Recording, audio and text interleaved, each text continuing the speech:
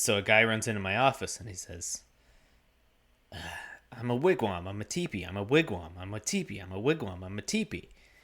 I say, relax, relax, relax, you're too tense. It's a classic. I love it. All right, you know what? I'm so glad that's made it to the pod. It took 10 years, but it made it. I'm so glad. Just needed a window. Just needed an opportunity. Needed a door to walk through. You know?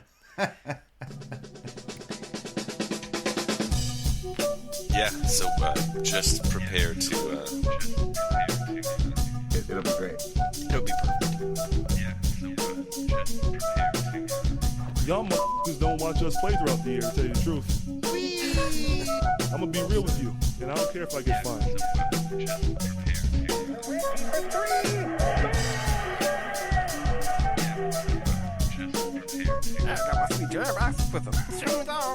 That train is off the track. I feel like you can't just like jump through Neptune and be okay. Just prepare to... What the show needs is more dogs and bears and chickens and stuff. Yeah, so just prepare to be awash in unbeatable goodness. Welcome, Pacers fans. You're listening to the Undebeatables, your semi-weekly Pacers podcast. This is episode 679. Coming to you from the high school home of Jamison Brewer, Silver Spring, Maryland, I'm the doctor, Jason Triplett. This show, we're going to discuss trades that happened, trades that may happen, and the first All-Star voting returns. All that, plus we'll answer an undegoogleable. Joining me this week are two of our analysts, coast to coast, like butter toast. First from Asheville, North Carolina, he's our in-house bartender, mixing up the drinks and the crappy jingles. It's John Colson. What is up, Pacer Nation? What is up, Undebeatables? I can't remember how much I've appreciated a team that has scored this many points ever, because I've never appreciated a team that has scored this many points ever. That's deep. And from Boise, Idaho, out west, it's our enforcer, John Harper. What's going on, fellas? Happy New Year. Gosh, 2024. Happy New Year. 2024. It's crazy. Living in the future. Mm-hmm. All right, before we start the show, just want to remind listeners that you guys can support the longest running podcast by heading over to patreon.com/undebeatables, and you can support our show for as little as $1 a month. All right, we're going to kick it off. A trade happened. We have ourselves a trade. OG Anunoby finally got moved after years and years of speculation. He's been in more trade rumors, I think, than Miles Turner, which is that's hard to kind do. of a fun fact. Yeah. So I think the trade was OG Anunoby, Precious Achiuwa, and Malachi Flynn, which are just two fantastic. All these names are amazing. They got traded to the Knicks in exchange for RJ Barrett and Emmanuel Quickley and a second-round pick. Harper, who won this trade? Well, it certainly looks so far like the Knicks won that one. They have looked really good since the trade, including a monster win over the 76ers. Their most lopsided win in over a year. They won 128-92 against the second best defense in the league while getting just 4 of 22 from Anunoby and Randall. So they're playing really good ball. If you can win without your two best players playing well, they've got something going on. So this appears to be an excited group. They also were able to sign a 3-year extension to Miles McBride, one of their elite three-point shooters, along with Quentin Grimes. This team all of a sudden looks pretty darn dangerous. They did give up a lot, but early returns seem to be in Knicks' favor. They got the best player in the trade. So, Well, yeah. What do you mean by a lot? Like I like RJ Barrett, and I think Quickley is a good point guard. I think he's starting at this point for the Raptors. And 2024 second round pick. But they got OG Anunoby, right? He's one of the elite wing defenders in the league. And granted, he's not a super special offensive player, but I mean, this seems like the right amount to give up for that kind of, and also you get Precious Achiuwa, who's like a legitimate rotation big man. I think this is a steal for the Knicks.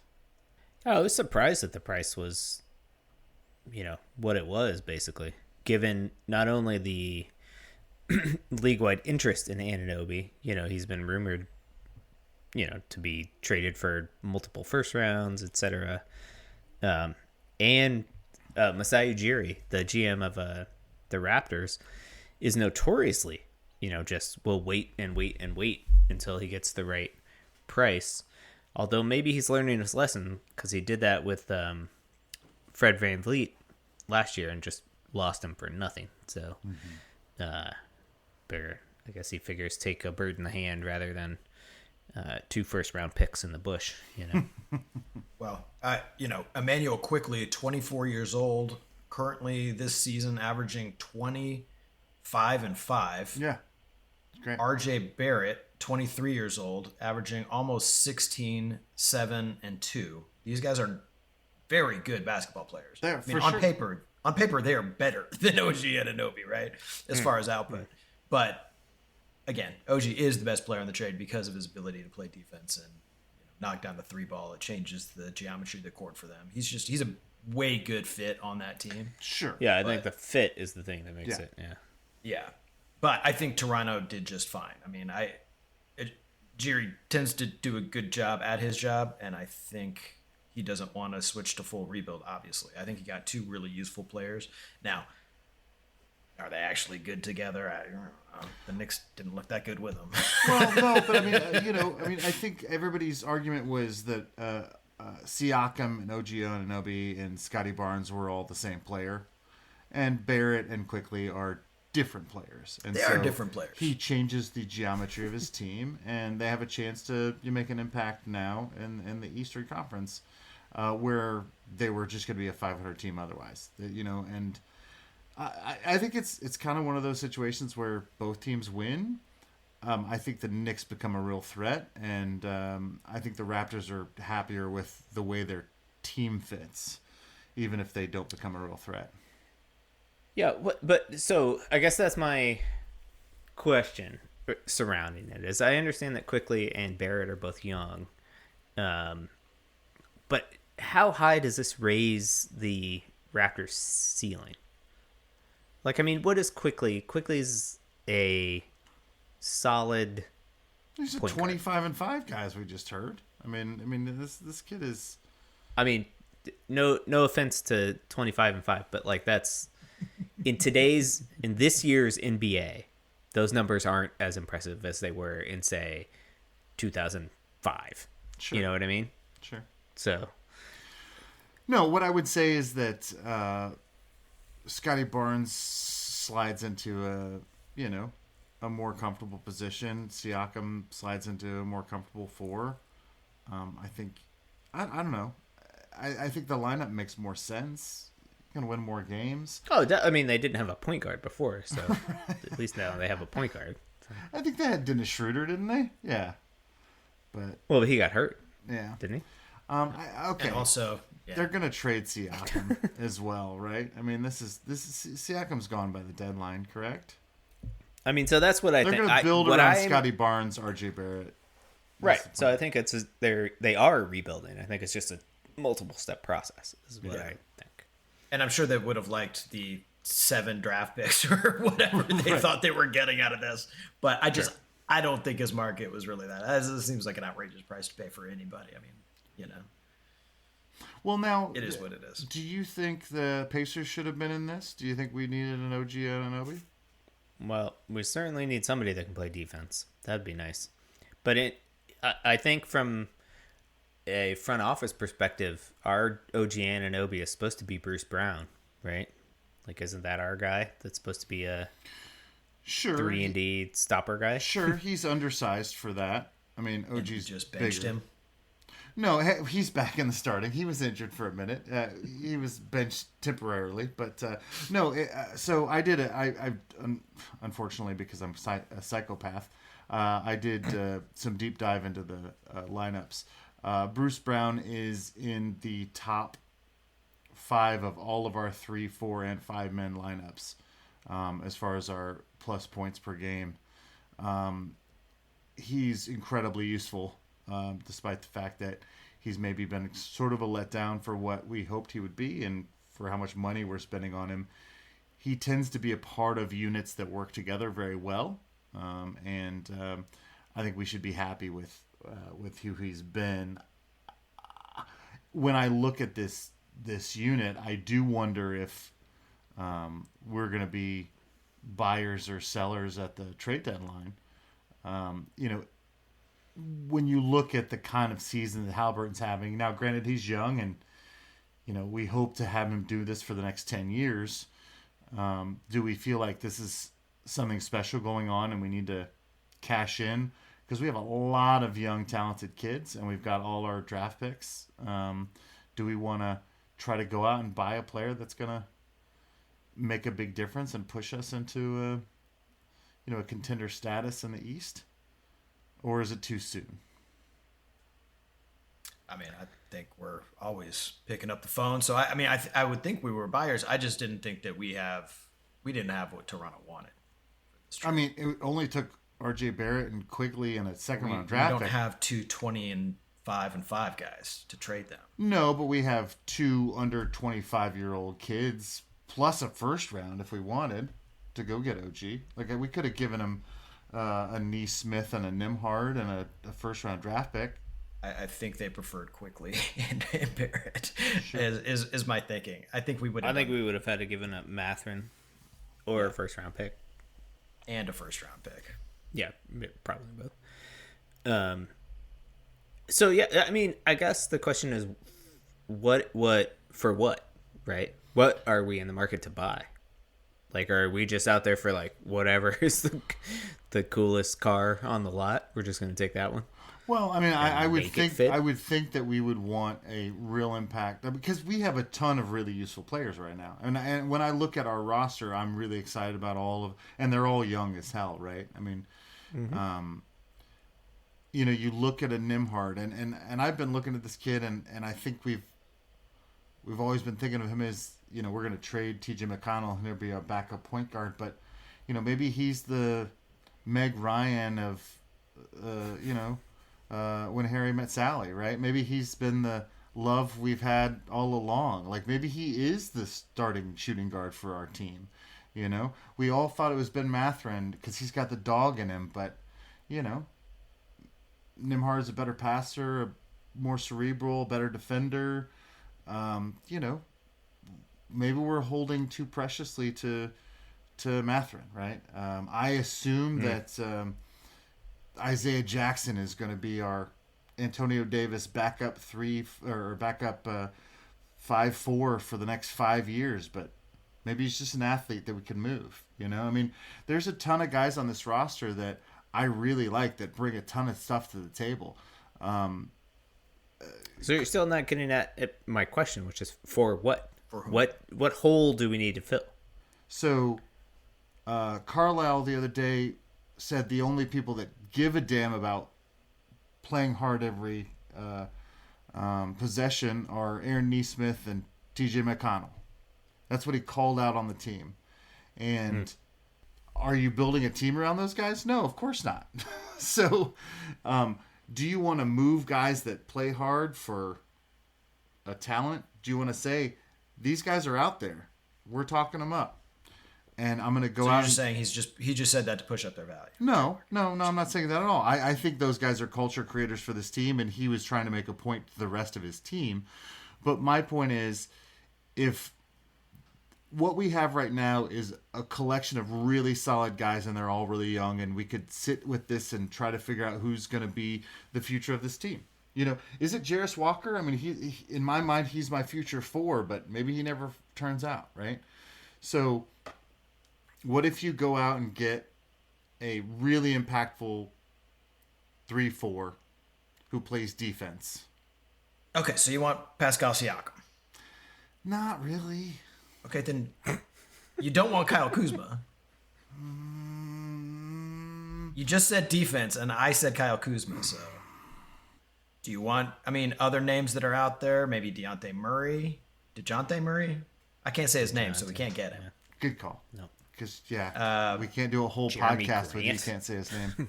Yeah, Jeremy Grant, if you want to spend, $100 No, million. that doesn't fit with us. He I doesn't mean, I'd play argue defense that- either. I'd argue he fits fine. But I think the price would be high, and he's a lot to pay. Zach LaVine is out there. I know you don't want him. He didn't play defense. He's capable of defense, but not when he's putting up 25 shots a night. Right. Also, the Bulls are better since he's been injured, which is a problem because the Bulls aren't any good. Well, it's because he's Zach LaVine. Harrison Barnes and Kevin Huerter maybe out there? I would take a Kevin Huerter. I wouldn't give up a bunch for him, but I like Kevin Okay. Huerter. So the most exciting player that we can talk you into at the trade deadline is Kevin Huerter. No, So The other name that's been bantied about is Paul George. Ooh. That'd move him Which, right if up the the list. Pacers traded for Paul George, I don't know what would, my brain would explode. I don't know what I would do. I don't think that Pritchard can do that to his fan base. I just don't. I would hope not. He would be. He knows Paul George, too. He would be perfect, sort of on a basketball sense for this team, but there's no part of me that wants a part of it. I think he would also destroy the locker room because he destroys everything that he touches. He also misses all clutch shots, and he thinks he's the best player in the game. So, yes, no, I don't want him on my team. And also, would we stop doing the pod? Would we just do a pod where we burn the franchise down? I mean, how much would you hate it if we brought Paul George? It would just be a recording of me throwing stuff against the wall, like every week for like an hour. I don't think I could. I don't know if I could do it. I would don't do know it. that I would could just stop never, being a ever fan. mention him. I'd just pretend like it never happened, and it would be weird. Yeah. So we just like talk about the four guys on the floor and not him. Exactly. I mean, he's not allowed to be. He's permanently banned from Colson's top 25 already. Like, I mean, I don't. That's right. But if he came back, But then if you came back, you'd be testing all the rules, It'd be crazy. If this he happens, would break this pod, it would definitely break your list. Oh man. Well, so here's what I'm getting, Colson. You say that we're buyers, but you don't want anybody, is what I'm getting from you. Well, no. I really like all our guys, but I do wonder if there's a bunch of guys that are doing a lot of great things right now, and you could package them for something good. Like, I think LeBron James would be great for our team right now. I'm just putting it out there. I think he'd be a phenomenal 3-4 for us. And I think that if we put together a package, I mean, he saw how good Halliburton was. no, up I close and think personal. Lakers would listen. We put some, Maffler and Neesmith and Isaiah Jackson with a couple of draft picks, and call it a day. I mean, that Lakers team, boy, they'd be ready to win a championship then. But Durant, I'd be killer on this team. Okay. What do you think, Jason? I think that this is a season where we just stay put. I don't think we're buyers or sellers at this trade deadline. I like the dynamic on this team. I like that it's becoming clearly a Tyrese Halliburton led culture, that he is the guy, and going forward people are going to want to play with him and around him. And I think that there's too many question marks. I think that we don't know what Nembhard or Neesmith or Matherin, or the rookies are going to be. And so let's just be patient right now. I don't, since there's nobody out there that is an easy answer, there's not even a position out there that's an easy answer to the question that I asked you, which is, what do you want? Right. Well, I mean, what would make this team complete? Is Siakam right? the answer? Is that the No. answer? No. I thought Anunoby was kind of the answer. I thought he was too. A 3-4 who Yeah, plays I mean- defense, who can slash, but he shoots crap from the 3-point range, and we like to shoot 3-pointers, but He'll shoot better when he's wide open. that's true. But it doesn't matter. That ship has certainly sailed. But is he, like, how much better is Anunoby than Aaron Neesmith? A step better. I think he's at least Like, is 20 Anunoby at he's whatever he's 25% going to better. make?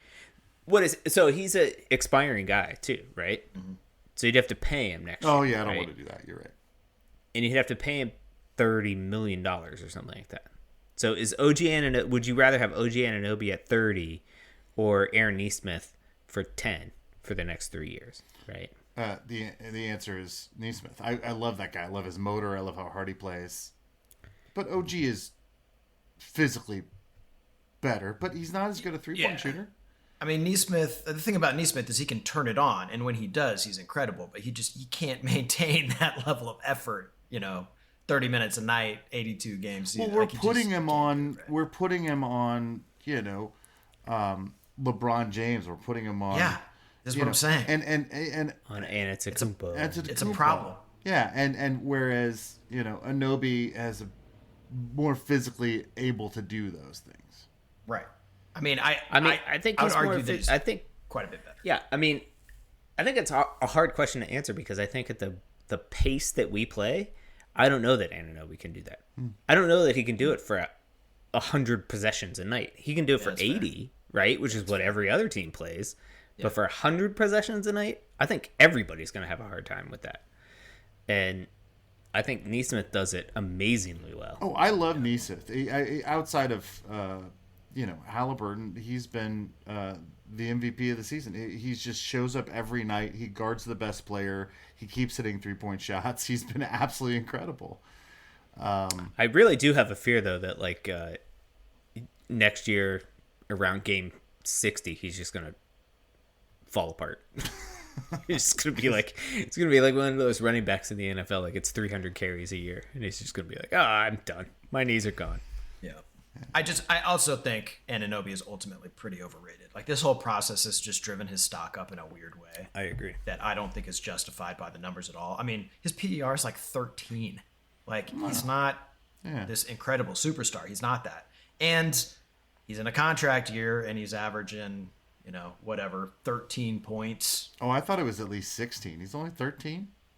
For the season, he's at 15, yeah. Okay. So 15, 4, and 2.5, right? Oh, I think if you could have got him for the right price, it's great. But I think his stock went through the ceiling, and I'm with you for what it is. Nesmith is a known quantity. He plays hard. He fits with our team. He's just not as tall a max or as contract. big. Yeah. And I mean, so I just don't see the move that's going to take us from, the 5th or 6th seed, 5th, 6th or 7th seed in the East to the 2nd or 3rd seed. I just don't see that move out there right now. And so that being the case, I don't know what is the rush to buy anything. So I agree. I don't think anyone feels like their hand is forced, right? I mean, if the right thing comes along, I think you pull the trigger. Sure. Maybe we want a Boyan back. It doesn't seem like Detroit wants to deal, but maybe they do end up getting Siakam, and maybe all of a sudden Boyan's on the table for us. Maybe that's something that happens. I would love a Boyan. I know you would love a Boyan. That is the one person. He would shoot like 60% from. I know, and he would play amazing defense, and he would just work his butt old off. man defense is what he would do. Okay, he would play good team defense, and he could stop you in a post up. But I mean, it's something like that. Somebody with veteran chops. Is that Ish Young still playoff out there? chops, Is he retired? I don't know. At the same time, I kind of want all of these guys. I kind of want to see what all of these guys are under the bright lights of a playoff series. Yeah. Before I make Haven't any we decisions seen some about of that anybody. already with the big? We've seen a little bit of that, right, in the in-season tournament, and we right? showed very well. Yeah, and so I want to see. I want to see a little bit more. Do I want to trade a Buddy Hield? He's streaky as hell, but man, is he just an automatic bucket when he's going. Everybody on this team has been, Obi Toppin is a better passer than I thought, and just tougher, and a great above the rim player. I love all the guys on the squad, and they're all showing up at certain moments. When they don't seem to give a shit about defense, we lose a lot of games. When they give a little bit of a shit, we win a lot of games. And so if that's just the maturation process, this team could be very, very, very good. Either at the end of the season or entering next season. Yeah. I don't think there's a big hurry to move any of these guys. I just think it's useful to think about, are these guys too precious to us? Because maybe they're not the things we thought they were going to be. So, I mean, yeah, Maffler is too precious to me. And am I offended when people throw his name into trade rumors? Yes, absolutely. Is that probably a fault of mine? Sure. I think he has a very special quality. Is he a Yeah, flawed Well, he does, but player he also right has now? the most trade upside of everyone not named Halliburton, most likely. That is true. That is true. But he, Is he flawed? Yes. Is he 20? yes, and also is he? Yeah. Also, does he have that quantity that's unknown that could be, a really quantity that's could he be unquantifiable. Anthony Edwards in 3 years? Maybe. No. I mean, probably not. You know what I'm saying? The same kind of guy That's that. not his comp. But He's has a that. poor man's Anthony Edwards. Well, Yeah. poor man's Anthony Edwards would be fantastic on this squad. That's all I'm saying. Sure. Yeah. When I say that we're in a buyer's market, I think that, like I said, we're always taking up the phone, and for the right deal, you pull the trigger because we've got more talent than we can reasonably. Like, there are guys on this team who would get more minutes on different teams, right? Sure. That's a truth. Does Rick Carlisle love having this much talent and that much competition at practice and in the locker room and every night at the arena? Absolutely, he does. Right. This is great for a coach. But ultimately, as these guys grow, we're probably going to have to shed some of the talent. I agree, Jason. It's probably not this year, but I get a little bit nervous around the trade deadline when I like a team this much. Right. Totally right. Yeah, and maybe I'm feeling the same way, that I've been burned in the past with a team that just had good vibes, and then all of a sudden you shake things up and it Falls apart. These are human beings, right? Yeah. Like, I Apparently think human that beings have with feelings. Halliburton at the helm, like, we're going to be resistant to a lot of potential shakeups. But if the wrong guy leaves, then it's who knows? It takes a while to adjust, especially I guess the trade deadline's in a couple weeks or something. It's earlier than it used to be. I know that, Yeah. but A few weeks. we're right in the middle of this horrendous stretch of basketball, and then to have to, opponent wise, as it were, and then to have to integrate somebody else that's a lot. And we just To got ask a done young integrating team. James Johnson. We know he's untouchable. That's right. Well, Miles Turner did say that, this is, the best vibes and the most unselfish basketball team he's been on. And he's our longest tenured pacer. He was also part of those great teams under Nate McMillan with Oladipo that I cared a great deal about, that seemed to care about sharing the ball and doing the right things. That matters. His perspective matters. If the vibes are this good, I wouldn't go ahead and make a trade for mixing it up's sake. I would make the trade if you clearly are going to get somebody that's a difference maker that you can hold on for the future. And that doesn't seem to be out there. Of course, Pritchard knows better who Turns those out guys people really want to hold on to those guys that are Yeah. are. Turns out. difference makers and will be for the next That's few why, years. even though LeBron James would be great on the Pacers, he's probably not available. Until we draft Bronny. That's right. That's right, which we're still going to do. We still got that. So the first fan returns for All-Star voting came back. And guess who is the number one vote getter in the Eastern Conference amongst guards? Ooh, I know. Trae Young. Negative. Tyrese Halliburton, my friend. What? Bert? 1.4 million votes, essentially. Way ahead of Damian Lillard in second place at 955. Whoa, all right. 955,000. And Trae Young, 873. So He's got almost as many as Stephen Curry in the West. Yes. Wow, that's freaking crazy. It's incredible. I mean, he's really good. Yeah. He's doing stuff that people haven't seen in a long time with assists and with shooting. We're very lucky to have this man. I just didn't think I didn't think the fans would understand this. This is fantastic. No, he's so lovable. He's so lovable. He's got the Halliburton hop. Oh, yeah. Yeah. Shout out NBA in-season tournament. It did wonders Oh. for the All-Star voting here. Wonders for the franchise for sure. Yeah. All right, leading vote getters in the Western Conference front court. Ooh, let me guess. LeBron James. Okay. LeBron James. That's Kevin not what you're Durant, gonna guess, I'm sure, right? Yep, Jokic, nailed it. Doncic. Well, he's a guard, but yeah, He's a guard. Yeah. he's Have you listed seen, as a guard. he's like on the All-Star. 6'9", 250. He plays point Magic guard. Johnson was What do you very want? large too. Okay, Didn't fair stop enough. him from being All a right, point. all right, okay. Weminyama. Wembanyama down at 8th. Wembanyama. I gotta practice saying his name. Anthony Davis.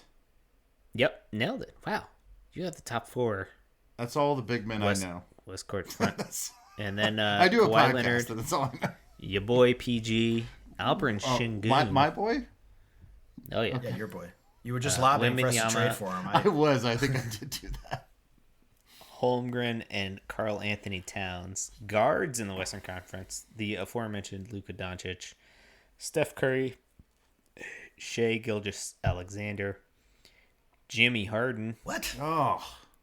Kyrie Irving somehow still get ridiculous amounts of votes. More than Anthony Edwards. Obviously deserved. And then Ja Morant, De'Aaron Fox, Klay Thompson, and Austin Reeves rounding out the guards in the Western Conference. In the East, top vote getter, Colson, you want to Antetokounmpo. guess? Nailed it. I think we're doing an Embiid. Yep. Oh, gosh. I'm doing There's another very Jason obvious Tatum. one. Yep. We're doing a Jalen Green, maybe? Oh, no. Jalen Brown? Jalen. Different color? Oh, yeah, Brown. Jalen Brown. Sorry. There was a color. Jalen Green. He's 5. One guy in front of him. Oh, gosh. Great hair pictures last year in the offseason. Oh, Jimmy Butler. Yes, sir. Yeah. Okay. Nailed it. All right. That's all I got. Then Bam, Oh, Bam. Mikal wow. Bridges, Porzingis, Kuzma, and Banchero.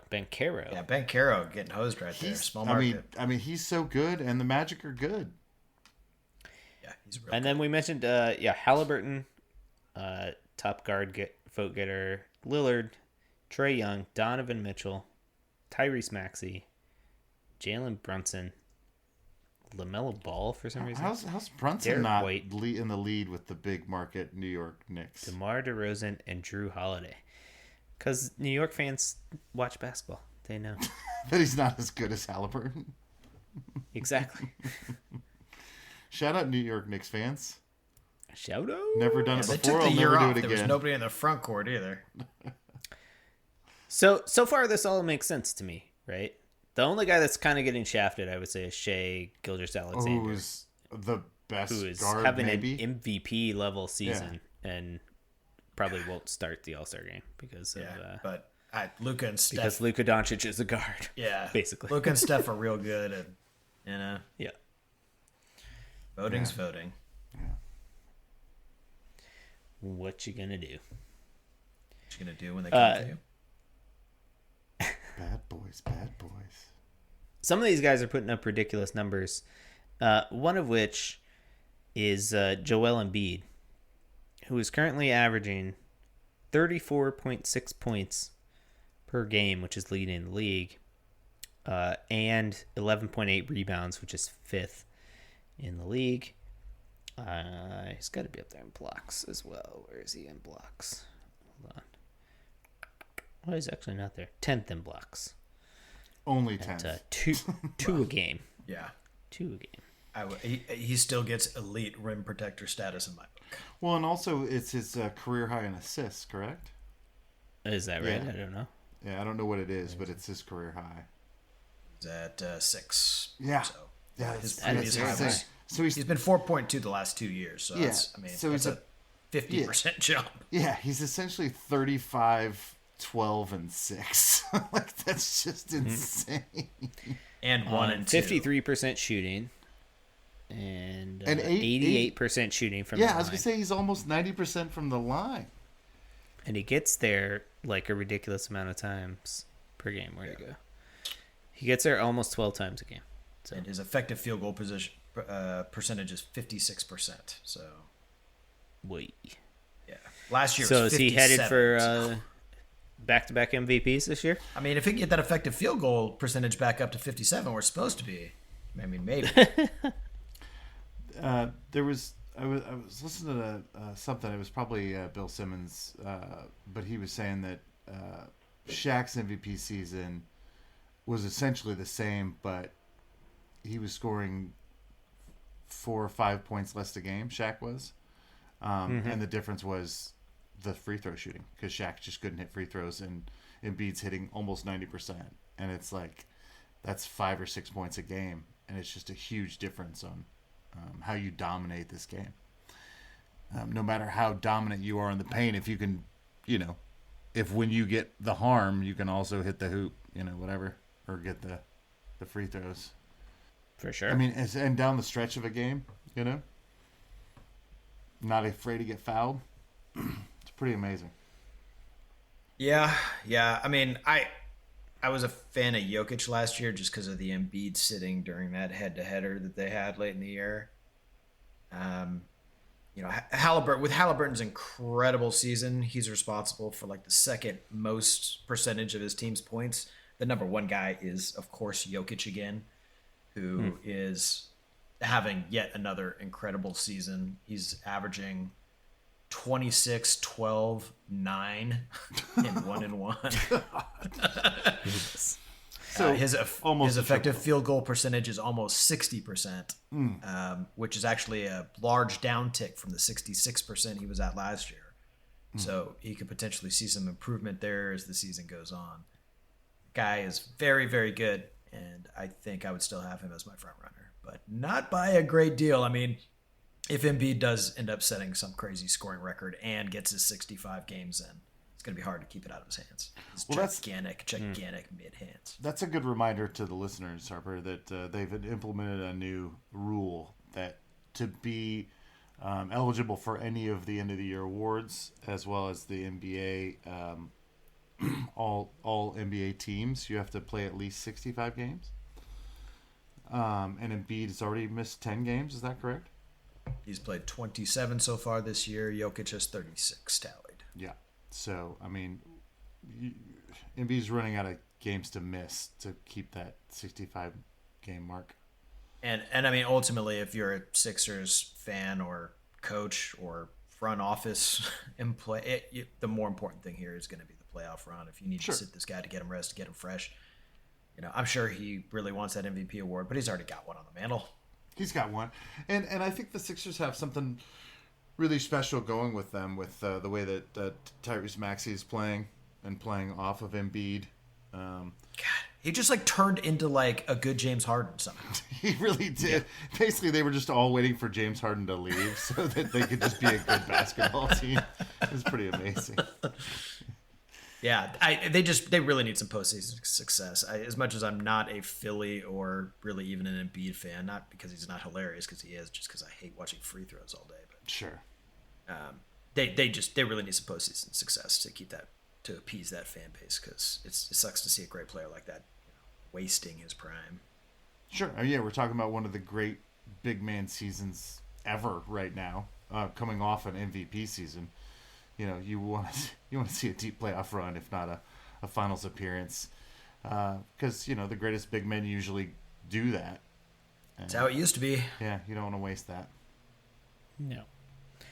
The other guy out there that's doing, there's a lot of guys who are doing amazing stuff. Excuse me, but Luka Doncic is throwing up 33.7 points a game, 8.3 rebounds, and 9.3 assists. And the Mavericks are actually doing all right this year. And he's the only player on the team. Yeah. They're currently 21 and 15. Excuse me, 6th in the Western Conference. Jason, without looking at the box score or the roster, can you name another Maverick? Kyrie Irving. Okay, but he doesn't play for them. He doesn't count? He doesn't count? He doesn't hardly play for them. Has he played? How many games has he played this season? That would make you look at the box score. Harper, you should look at it. But it's not very many. He's hardly played. Does Hardaway Jr. still play for them? I don't think so. I think he's on a different team. I'm making that up. I have no idea. Yeah, he's Nobody can name anybody. Derek Lively is their rookie center. I know that. Yeah. Who's their second leading scorer? That would be a good Okay. quiz. Dwight Powell. I'm just making stuff up. I don't know. Wow. Let's see. Jason knows. He just doesn't know he knows. Second leading scorer, Maxi Kleber. That's a really good guess. So after the non-existent Kyrie Irving, who has played 20 games for them, Oh, okay. Tim Hardaway Jr. Ah, Hey, okay, there we go. He's played in 33, but only started 4. But he's averaging 17.5 points a game. And then Derek Jones Jr. Maxi Kleber. Ooh, boy. Ooh, He's only played he's 5 way down games. the Yeah, list. he's only played 5 games. That was not. I A thought it was a Way to good. come I up thought it with was a a guy better who's guess than actually that. on the team. That was well Yeah. done, sir. Yeah. 3.4 points is not a lot. I just, like I said, this is not. I mean, this feels like a sort of the Dirk Nowitzki team where you take a bunch of role players all the way to the championship. Luka's playing real special right now. Oh, they're not going to a championship. I mean, but I'm saying this is how the team is built, around one guy. There's not a lot of special other guys. Kyrie is more of a distraction than a helper. His usage rate is 36%. Pretty solid. And the Pretty other guy you solid. mentioned, SGA, having an incredible season. He is at 31.5 points a game, Unbelievable. 6 boards, 6.4 assists, leading the league at 2.4 steals per game. Pretty good. And the Thunder are actually really good. Yeah. Doesn't help that they have arguably the front runner for the Roy as well, and Chet Holmgren. So he's like Yeah, shout out to 7'6", right? And he just does whatever he wants.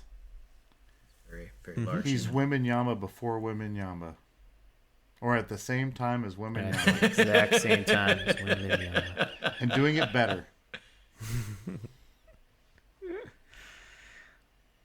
All right. So something to keep an eye on as the season goes along. Well, Just amazing. Guys doing amazing things. Offense is off the charts this season in the NBA. I think part of it is the pace of the game because everybody gets to play the Pacers at least once. So you're going to score a lot of points. But I do think it's the phenomenal talent right now in the NBA. It's a really wonderful time to be a NBA fan. Some really special players out there. It used to be nobody could shoot a shot from the logo, and now everybody can do it. Even centers can do it. I mean, back in the day, if you had one superstar, you were lucky, and that was maybe enough. And now, if you don't have 3, you It's really not don't have enough. it. You really don't have a chance. That's totally true. Speaking of amazing, let's try to answer an undegoogleable. Oh, that was quite the build-up. That was a lot of pressure now. I heard you had a really good Well, one. I do have a good one. I was at the bar the other day, and somebody used a phrase that I've heard many times before, but I hadn't thought about in years. And they said, "Let's skedaddle." Let's skedaddle. Let's get out of here. Make like a tree and leave. Yeah, and that's how let's skedaddle. And I went, what the heck is the origin of that? Where does it come from? Is it a shortening of something? Is it? I thought about it for a little bit, and I was like, I got nothing, and so I'm gonna go to my, my smartest friends in the world and say, what is the origin and the meaning of the phrase skedaddle? Well, the meaning, you got it, is let's get the heck let's out get of the here heck and let's outta do here it fast, Yeah, I would say. we're skedaddling. How do you spell skedaddle? So, I spelled it in my app as SKEDADDLE. I don't know if that's true. that is also how I was going to spell it, which is sort of a strange construction. Or it could be SKEE. I would have thrown an extra E in there. Yeah. Actually, Yeah. now that I look at it, I did do 2 E's. Skedaddle. So SKEEDADDLE is how I wrote it down. Because otherwise it's skedaddle as opposed to ski-daddle. I say skedaddle. Skedaddle. It's like a I say U sound. skedaddle as well. I say So I would've gone ski-daddle. one E. Let's skedaddle. I got nothing. What do you got with this? What is this? What is this? Is this uniquely American? Is this? This feels very uniquely American to me. Yeah. Does this feel southern? This to me is onomatopoeia for the sound of cartoons when they run away. That's exactly what I was thinking of. It's got to be some kind of weird onomatopoeia. Onomatopoeia. Spell that one for me, Colson. Ooh, boy, I will not try. I did wonder if it was, even though I spelled it the way I spelled it, I wonder if there was some connection to skiing. I wonder if there was some connection to skeet shooting, or to Daddling. or to ski ball. I doubt it. Ski ball is another interesting one, though. Why is it called that? But when do you think people started using the word skedaddle? I assume this is a phrase from the. I'm thinking like the 18. No. I'm gonna go. This is a flapper phrase. I'm gonna go with like the 1920s. That's what I'm thinking. Yeah. Roaring 20s. It's one of those things. Like I feel like it hit its like max popularity in like the 50s. Okay. But like it's probably from the 20s. Okay. Yep. Yeah. So, but I will say that I'm there's some part of me that thinks it's like late 1800s, some sort of southern phrase about shooting ducks or something. Yeah. And then somehow it turns into something else. We got to get out of here quickly because we're. So. I could buy that. I could buy that. I could also buy frontiers. Yeah. You know, like frontiersman. Like we're on a horse and we're skedaddling. Skedaddle. One of my favorite words of all time is absquatulate. I don't know what that means. It just means to like abscond, to like take off surreptitiously. But like the origin of the word was just like a bunch of frontiersmen trying to sound all smart like. So they made up this ridiculous word to sound fancy, and it's hilarious. I feel like skedaddle may have maybe that falls in a similar category. Now that we're talking about it, I do feel like there's some sort of Western, you know. It feels like something a cowboy would say. Yeah, let's skedaddle. Let's skedaddle. And then you hit your horse on the rear and you get out of there. But so can we come up with? Because I feel like it's like one of those words that you smash together. I feel like there were multiple words. It feels very colloquial. Is there a way that we could, dilly daddle? I don't know. I'm trying to. I mean, the only thing that even kind of like fits is dawdle, but that's like the opposite. Right. So that's why we're skiing it.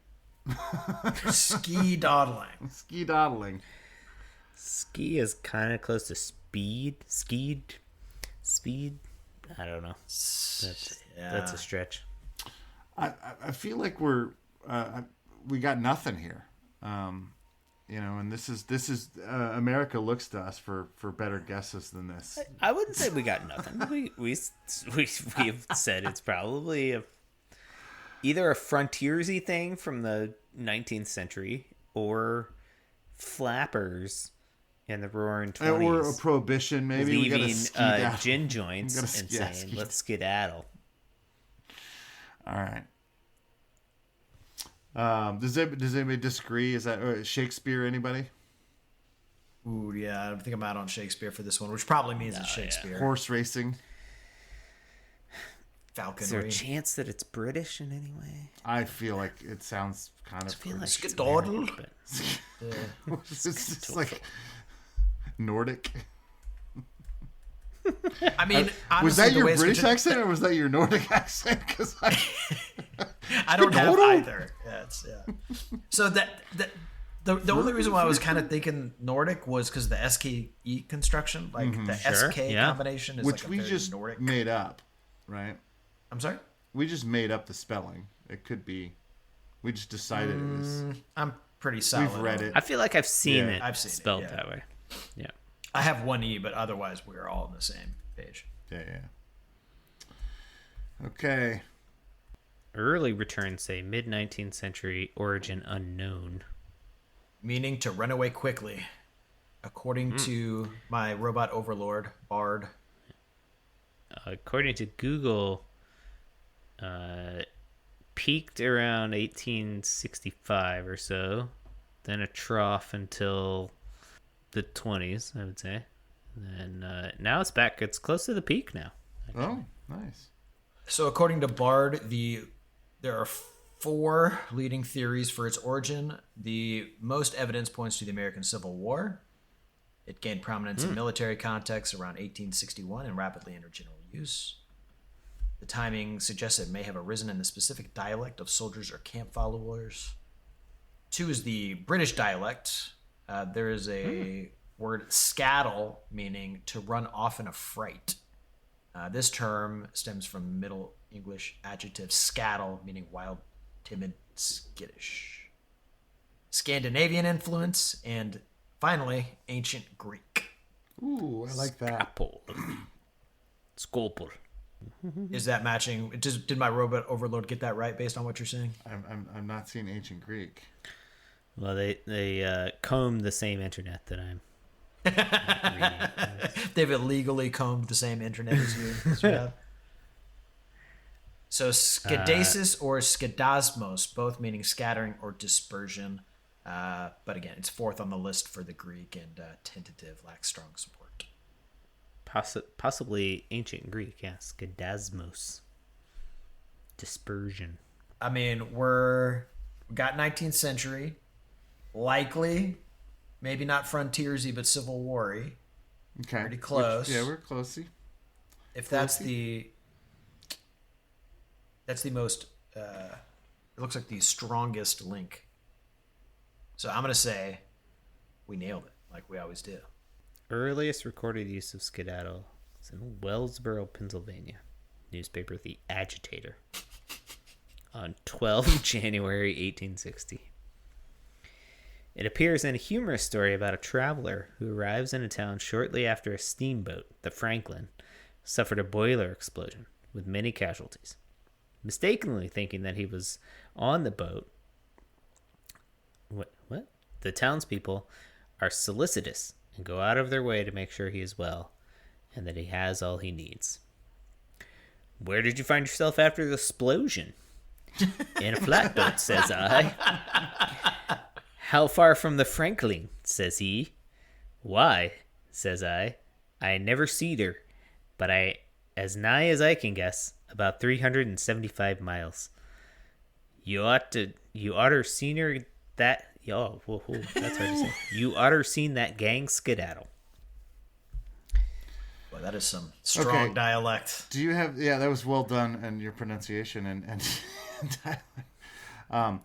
So you've got this here, originally from Skadaddle, and reprinted in the northern newspapers in 1859, representing Hoosier speech. I haven't seen that. Where's that? It one? is. I am on etymololine.com. Etymololine.com. It has no connection to the English dialect with means to spill or to scatter, but in fact, instead the enlargement of scattle, scare, or frighten. They seem awfully confident when no one else is. I wonder what inside information Ed Emmeline has that the rest of these people don't. I like this from an Irish writer, Edward Keneally, in A New Pantomime, An Exchange of Insults. Bow-legged boozer, ape, apostate, chicken-hearted maffler, grub, numbskull, slanderer, base skedaddler. Ooh. Dare you thus a lady snub? I like that a lot. So it seems like Civil War-ish. Okay. Yeah. I feel good about that. So Jonathan Green in the Castle Dictionary of Slang suggests that the Civil War transfer of the word to the U.S. was, quote, through the image of blood and corpses being thus spilled and scattered on the battlefield before the flight of a demoralized army. Oh my God. Dark. That tracks right onto Googleable. Yeah, it always gets dark. Usually someone died. Many people died. So much child So death. much child death on this thing. So many child hooks. So, All right. Well, if you have a different origin story for Skedaddle, send it our way. Thank you for listening. You can do so on Twitter at Undebeatables. We're on Facebook.com/The Undebeatables. You could send us an email, shoutout@theundebeatables.com, or you could go to our website, theundebeatables.com, and use the contact form there. It's a good way to remain anonymous if you have some really insider skedaddle tips you don't want us to know about them. While you're there, though, after you send the message through the contact form, click on over to the merch page and get yourself a t-shirt.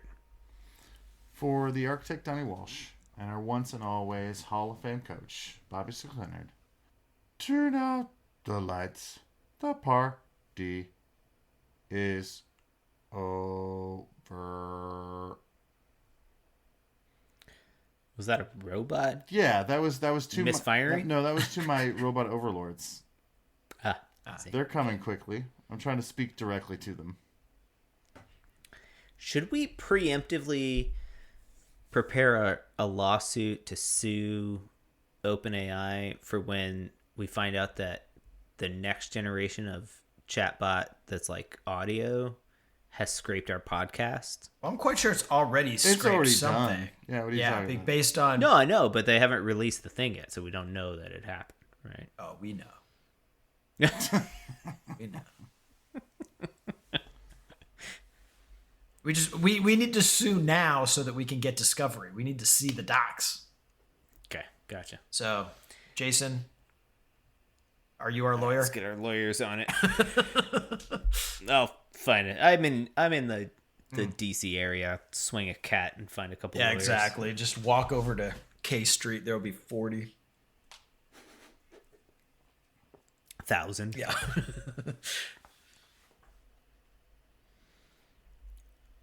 Colson is now deep in thought.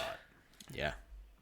What rabbit hole? Skedaddling. Yeah, what rabbit hole? have you I'm got still yourself? skedaddle still throwing me off, man. I'm just like, Are you're upset? Your completionist itch has not been scratched. I know, because it's an unknown etymology. yeah, I wanted more. I mean, whatever. I guess that's what a lot of. Sometimes there's a more satisfying answer. I mean, Agreed. This was a very non. yeah, I thought it was going to be good. We get quite a few of these. I got excited about it, and then I it's had just, fun. I had fun. That's the definition of good. Okay, good. Correct. It's not undegoogleable. Yeah. All right. Well, I'm gonna do a lot of research on skedaddle, and then I'll come back to you later. And we did hit on all 3 of the 4 potential routes for it. We definitely did. Scandinavian, British, and American West. We only got Scandinavian because you did a bad accent.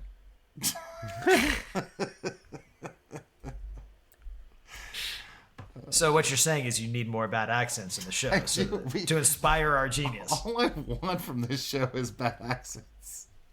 That's basically all I want this show to be. Tip top, governor.